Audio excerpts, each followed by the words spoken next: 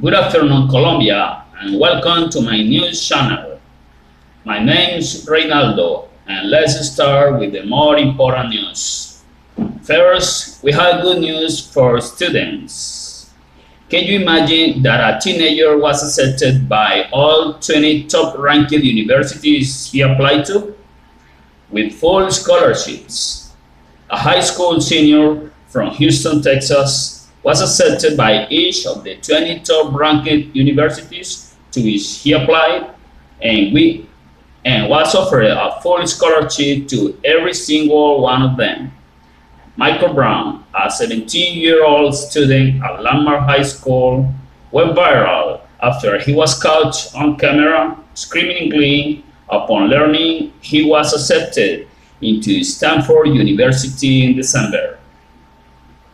Little did the teen know at the time, but his excitement would increase by a factor of 20 in March when he was also accepted into Harvard, Princeton, Yale, the University of Pennsylvania, Georgetown, Northwestern, Vanderbilt, and the University of Michigan, among other prestigious colleges. But what did it take for Brown to pull off his flawless clean sweep? To start, the high schooler has an impressive 4.68 grade point average and an SAT score of 1540 out of 1600. His SAT score, 34 out of a possible 36, proved to be just as excellent.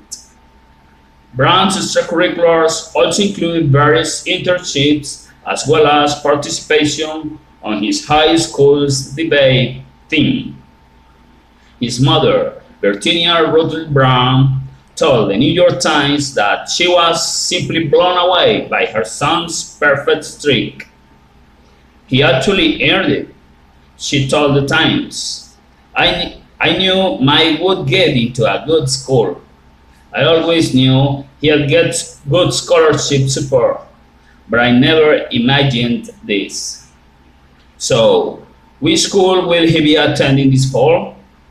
Although Brown remains undecided at the moment, he reportedly plans to major in political science and hopes to one day become a lawyer. He will make the big decision by May 1st. Okay friends, next we have news for lover music. Spotify shares jump in record-setting direct listing. New York, San Francisco, Reuters. Shares of Spotify Technology SA ended up 12.9% of their first day of trade of the New York Stock Exchange, a smooth debut that could pave the way for other companies looking to go public without the aid of Wall Street underwriters. Spotify shares opened at $165.90, up nearly 26% from a reference price of $132 set by the NYSE late on Monday. The stock ended the season at $149.01, valuing the world's largest streaming music service at $26.5 billion. Some market watchers cautioned investors not to read too much into the first day of trading, given the mixed performance of recent tech IPOs and an increasingly competitive music streaming landscape. Spotify has 71 million so-called premium subscribers, including users who have given the company a credit card number for a free trial. On a comparable basis, the Apple Music service has 46 million subscribers. Amazon Music Unlimited has an estimated 16 million paying subscribers, and Pandora has 5.48 million total subscribers. Alphabet Incorporation's Google does not release paid subscribers numbers for Google Play Music. Nearly 30 million shares had changed hands by the end of regular trading hours. Some 91% of Spotify's 178 million shares were tradable, a much higher percentage than typical in a traditional IPO. The only visible hiccup came when the NYSE also briefly flew a Swiss flag in honor of the Swedish company, which the NYSE later described on Twitter as a momentary ode to our neutral role in the process of price discovery. Okay, now let's move to another continent.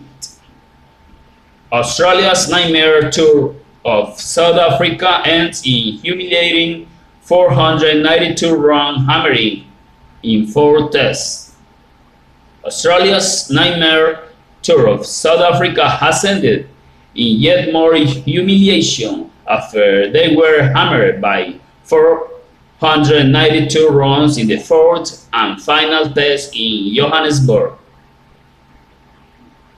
South Africa opted not to force the follow-on, and skipper Faf du Plessis' 120 led them to 344-6 declared in their second dig. That left Australia needing an impossible 612 runs to win, and they were cleaned up for just 119, thanks largely to Philander, whose 6 wickets came for the concession of just 3 runs. Mark Markel took the final wicket on his last appearance for South Africa, and he said, "It's tough to put into words, and obviously very emotional, but it's been a great journey. I'm so grateful for all the opportunities I was given and to go out on a high. The mission was to beat the Aussies on home turf, and to accomplish that is a special feeling." The match was the last of Darren Lemon's coach reign, after the coach stood down in wake of the ball tampering scandal. Okay friends, that's all for now. See you next week with more news all around the world. I'm Reynaldo Valle and this is your channel. Thanks for watching.